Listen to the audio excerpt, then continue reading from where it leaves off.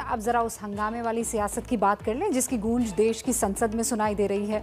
नेताओं, अफसरों और बिजनेसमैन की कथित जासूसी के मामले में आज राहुल गांधी ने सीधे सीधे पीएम नरेंद्र मोदी और गृह मंत्री अमित शाह पर निशाना साधा।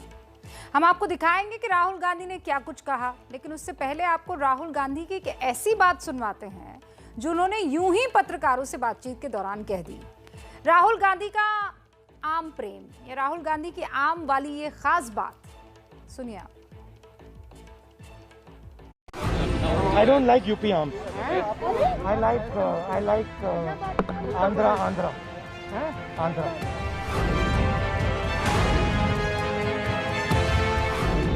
I don't like UP arms.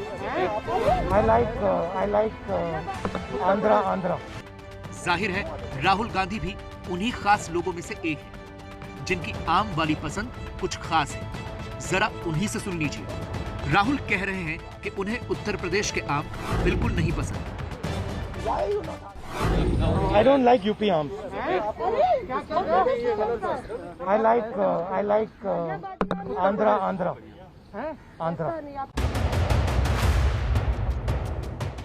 Rahul कह रहे हैं कि उन्हें उत्तर प्रदेश के आम बिल्कुल नहीं पसंद। तो किसी रिपोर्टर ने चुटकी ली और पूछा कि क्या केरल वाले आम पसंद हैं? तो सुनिए राहुल का जवाब क्या था। We thought only Kerala. I like Andhra. It's a matter of taste. अब आप ही बताइए, उत्तर प्रदेश की जो अमेठी सीट गांधी परिवार के नाम से ही जानी जाती रही है और जिस अमेठी सीट से राहुल गांधी पिछली बार तक सांसद थे, अब राहुल को उसी उत्तर प्रदेश का कुछ भी पसंद नहीं आता। यूपी के गोरखपुर से बीजेपी सांसद रवि किशन ने तंज कसा। ट्विटर पर लिखा, राहुल जी को उत्तर प्रदेश का आम नहीं पसंद और यूपी को कांग्रेस नहीं पसंद, हिसाब बराबर। इसी साल फरवरी की ही बात है जब राहुल गांधी ने ऐसा ही एक बयान दिया था। उन्होंने तिरुवनंतपुरम में कहा था कि उत्तर भारत की अपेक्षा केरल के लोग बेहतर समझ रखते हैं। हालांकि संसद के बाहर जब राहुल आम की बात कर रहे थे तो पहले तो उन्होंने यूपी के आम को नापसंद बता दिया, लेकिन बाद में उन्होंने बात संभाली और दशहरी आम पर कहा वो मेरे लिए ज्यादा मीठा है। Which one? Dasheri? Langra is doable. Dasheri is too sweet for me. अब राहुल भले ही कुछ भी कहें, लेकिन कहने वाले तो कहेंगे ही कि उत्तर प्रदेश से भला इतनी भी क्या तलखी। I don't like UP arms. आज एक बार फिर देश की संसद में खूब हंगामा हुआ और इस हंगामे के बीच आज राहुल गांधी ने जो कुछ कहा वो थोड़ा अहम है। राहुल गांधी कह रहे हैं कि उन्हें इंटेलिजेंस विभाग के लोगों ने खुद फोन करके बताया कि आपका फोन टैप हो रहा है। बीजेपी ने कहा राहुल को लगता है कि उनका फोन टैप हो रहा है तो वो अपना फोन दे दे, जांच में जो कुछ सामने आएगा उसके बाद सरकार कार्रवाई जरूर करेगी। और फिर क्या हुआ देखिए। आप चर्चा नहीं करना चाहते, प्लीज अपनी अपनी सीटों पर जाइए। मेरा फोन टैप किया, ये राहुल गांधी की प्रगति का मामला नहीं है। मैं विपक्ष का एक नेता हूं, मैं जनता की आवाज उठाता हूं, ये उस पर आक्रमण है। करना बंद करो। अगर राहुल गांधी जी को यह लगता है कि उनका फोन टैप किया जा रहा है तो वो अपना फोन इन्वेस्टिगेशन के लिए दें। I get phone call from IT people who tap my phone. और राहुल गांधी के फोन को कौन टैप करेगा? उसमें कुछ ओरिजिनल तो होता नहीं है।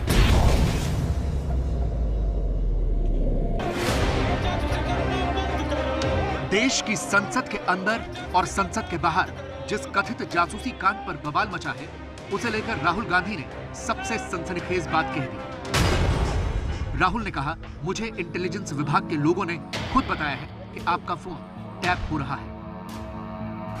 I get phone call from IT people who tap my phone. Okay, they call me up and say, please be aware that we are tapping your phone.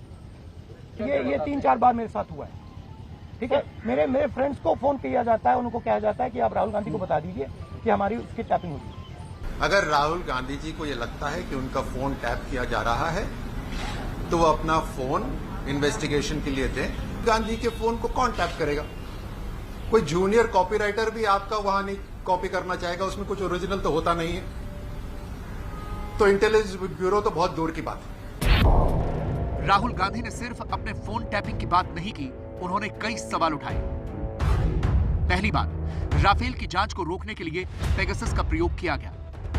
दूसरी बात, लोकतंत्र के खिलाफ पेगासस को हथियार बनाकर इस्तेमाल किया गया। तीसरी बात, सरकार बताए कि पेगासस को उसने खरीदा या नहीं। चौथी बात, पीएम मोदी पर सुप्रीम कोर्ट की निगरानी में जांच हो। और पांचवी बात, गृह मंत्री अमित शाह को इस्तीफा देना चाहिए। प्रधानमंत्री ने और होम मिनिस्टर ने इस हथियार को हिंदुस्तान के इंस्टीट्यूशंस के खिलाफ, हिंदुस्तान के लोकतंत्र के खिलाफ इसका प्रयोग किया है। होम मिनिस्टर को इस्तीफा देना चाहिए और judicial inquiry, supreme court inquiry Narendra Modi पे होनी चाहिए, क्योंकि इस पेगासस को का ऑथराइजेशन और कोई कर नहीं सकता है। इस पेगासस का ऑथराइजेशन प्रधानमंत्री और होम मिनिस्टर कर सकते हैं। कि देश के अंदर लॉ ऑफ द लैंड से काम हो रहा है और किसी का भी फोन इलीगली टैप नहीं हो रहा। जो देश के कानून है उस हिसाब से काम हो रहा है और कोई भी एजेंसी गैर कानूनी काम नहीं कर रही। अगर कर रही है तो देशवासियों को, किसी को भी अधिकार है कि जिसे संदेह है अपना फोन दे, उसकी तहकीकात होगी और उसके बाद अगर कोई भी एजेंसी या कोई भी व्यक्ति गैर कानूनी काम कर रहा है तो आईपीसी के तहत काम होगा। आप जनप्रतिनिधि हैं, आप जनप्रतिनिधि हैं, जनता का प्रतिनिधित्व करते हैं, आप चर्चा नहीं करना चाहते। संसद के अंदर लोकसभा में भी पेगासस जासूसी मामले में जबरदस्त हंगामा हुआ। आप जनप्रतिनिधि हैं, आप जनप्रतिनिधि हैं, जनता का प्रतिनिधित्व करते हैं। आपको जनता ने चुनकर भेजा है कि कोविड के बारे में चर्चा हो, वैक्सीनेशन के बारे में चर्चा हो। आप चर्चा नहीं करना चाहते, मास्क खोलकर नारेबाजी कर रहे हैं, तख्तियां निकाल रहे हैं, ये उचित नहीं है। माननीय सदस्यगण, कोविड गाइडलाइन की पालना करिए। राज्यसभा में कांग्रेस सांसद मल्लिकार्जुन खड़गे ने जासूसी वाला मुद्दा उठाया तो मुख्तार अब्बास नकवी ने विरोध जताया। The House do discuss the recent allegations in the media of the government carrying out spying and online surveillance of several senior politicians. और हंगामा तो उस पर्चाफाड़ कांड पर भी हुआ जो एक दिन पहले राज्यसभा में नजर आया। आईटी मंत्री अश्विनी वैष्णव से पर्चा छीनकर उपसभापति की तरफ फेंकने के आरोपी टीएमसी के सांसद शांतनु सेन को इस पूरे मॉनसून सत्र के लिए निलंबित कर दिया गया है। Shantanu Sen stands suspended for remaining part of the bill. For the remaining part of the session. ABP news ने आपको कल भी बताया था कि आईटी मंत्री के बयान वाला पर्चा फाड़े जाने के बाद सदन की कार्रवाई तो स्थगित कर दी गई थी, लेकिन उसके बाद शांतनु सेन और सरकार के एक मंत्री के बीच नोकझोंक की नौबत आ गई थी। आज इसी को लेकर बीजेपी ने टीएमसी सांसद शांतनु सेन पर गंभीर आरोप लगाए हैं।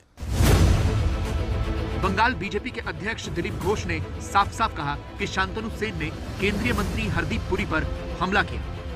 शांतनु सेन ने हरदीप पुरी पर अटैक किया है।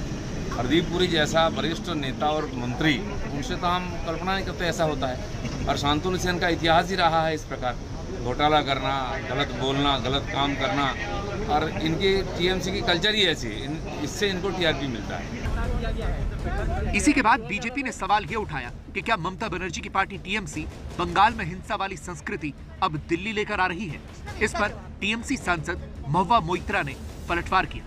तृणमूल कांग्रेस ने भारतीय जनता पार्टी के कार्यकर्ताओं पे जिस तरह का वायलेंस किया है बंगाल में, उसी कल्चर को आज पार्लियामेंट में लेके आ रहे हैं।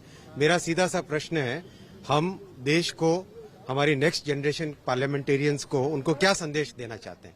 हम बहुत खुश है कि ये बंगाल का कल्चर जो बीजेपी का अगेंस्ट है और डेमोक्रेसी के फॉर है, वो कल्चर हम यहाँ लाने में बहुत खुश है। और ये हम सारा देश को बताना चाहते हैं कि जो गुजरात का कल्चर है, अमित शाह जब गृह मंत्री थे तब वो 2008-9 में सारे आईपीएस ऑफिसर को बुला के एक इजरायली स्पाईवेयर का डेमोन्स्ट्रेशन दिया था। तो ये जो गुजरात स्नूपिंग मॉडल है, जो साहेब वाले स्नूपिंग मॉडल है, वो आप सारा इंडिया में ला रहे। ये कल्चर तो इन्होंने शुरू किया पार्लियामेंट में लाना और देश में लाना। तो आगे अश्विन वैष्णव इनका जवाब दें।